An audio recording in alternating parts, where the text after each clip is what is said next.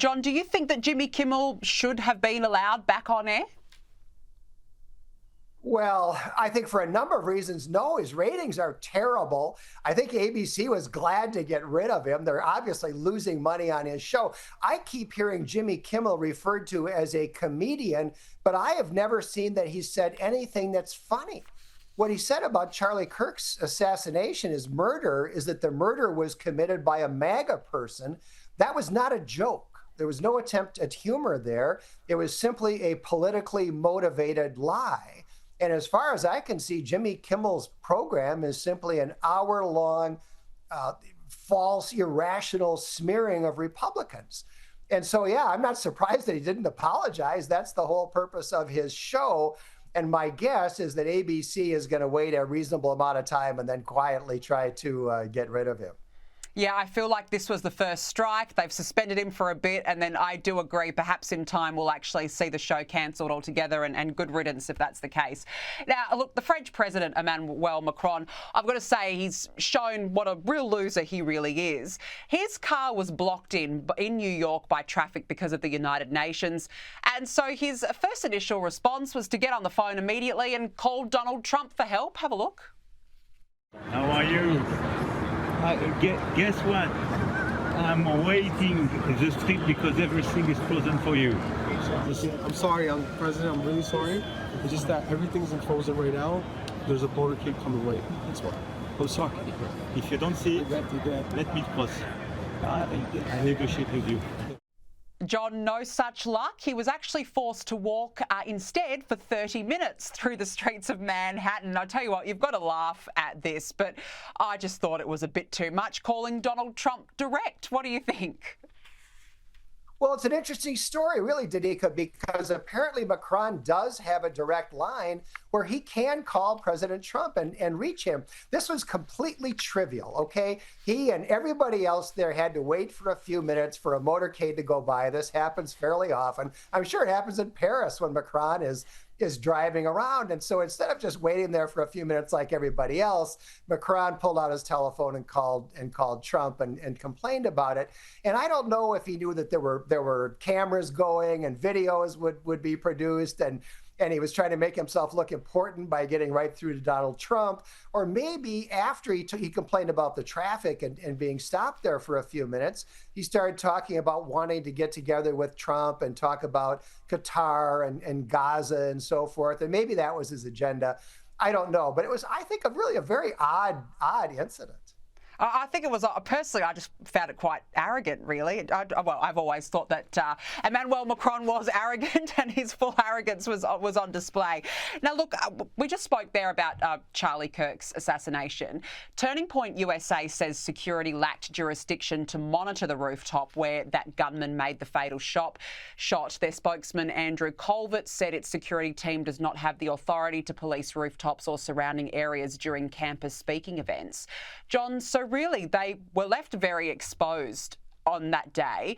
But will this form a big part of the investigation now, the gaps that we are seeing in security on campuses? Well, first of all, what the TPUSA spokesman said there makes perfect sense. I'm not surprised by that at all. Rooftop security is very tough unless you're willing to close down the entire campus. This murderer was about, I think, 200 yards away, and there's a lot of buildings within 200 yards of where this incident happened. And so unless you're willing to actually shut down the campus, securing all of those rooftops is difficult. And we saw in Butler, Pennsylvania, the Secret Service was not able to secure the rooftop, and the guy very nearly succeeded in assassinating President Trump. So what we're really seeing here, Danica, is a level of threat at a university that universities have never contemplated before. They have not organized themselves in terms of security to protect against guys with rifles on rooftops hundreds of yards away. And I'm not sure how this is all going to play out. I'm not sure that universities are going to really accept responsibility for that level of security. No, look, probably not. But yeah, you're right. I mean, there's such a gap, clearly, when it comes to rooftops. We saw it as well with the attempted assassination of Donald Trump. There's seriously an issue there. Let's move on, because this is hilarious, I've got to say. The White House has unveiled a presidential walk of fame outside the West Wing, and Joe Biden's portrait has been replaced with an image of an auto pen, a device previously used by the Commander-in-Chief to sign important orders, including all those pardons. John, this is brilliant because, let's be honest, Biden would have had no clue what he was signing half of the time. You know, Danica, I believe this began as a meme. I think somebody created a meme that showed these presidential portraits with Joe Biden's being an auto pen. And I think Trump or somebody in the White House saw that meme and said, great idea, let's do it. And they've actually put up that picture of President Joe Biden as the auto pen. And the serious point here is that everybody in America now understands that Joe Biden, at least during the latter part of his administration, I think throughout his administration, really had no idea what he was doing. And somebody was making decisions in the White House, but it wasn't Joe Biden. This is a major scandal, and it's one that the Democrats have tried to just move on from. You know, they lost the election in 2024. Biden is done. It's all over. But I think we really need to learn more about what the heck was going on in that administration when Joe Biden was pretending to be the president. Yeah, and you know that you had a really bad tenure when your official portrait has been replaced by none other than a pen. That sums up the entire presidential candidacy of Joe Biden very well. Now, look, we've got to end on this, John. I thought this was very cute. Have a look at this exchange today with a kid and JD Vance during a Q&A in California. What's your name? Henry. Henry. It's good to meet you, Henry. Ask your question, please. I skipped school today. I was wondering if I could get a picture with you.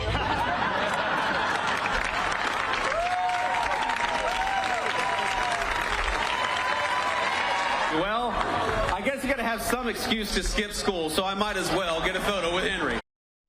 I thought that was really sweet, John. He's got presidential vibes, I've got to say.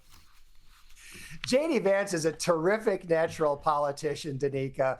He's a brilliant guy, but he's also very likable, and he's really good in these unscripted situations. I think J.D. Vance and Marco Rubio are the two stars of the younger generation of Republican politicians. Yeah, you're absolutely spot on. I just thought that was such a lovely exchange. John Hinderaker, lovely to catch up with you again. Thank you very much for joining me on the show. Thank you, Danica.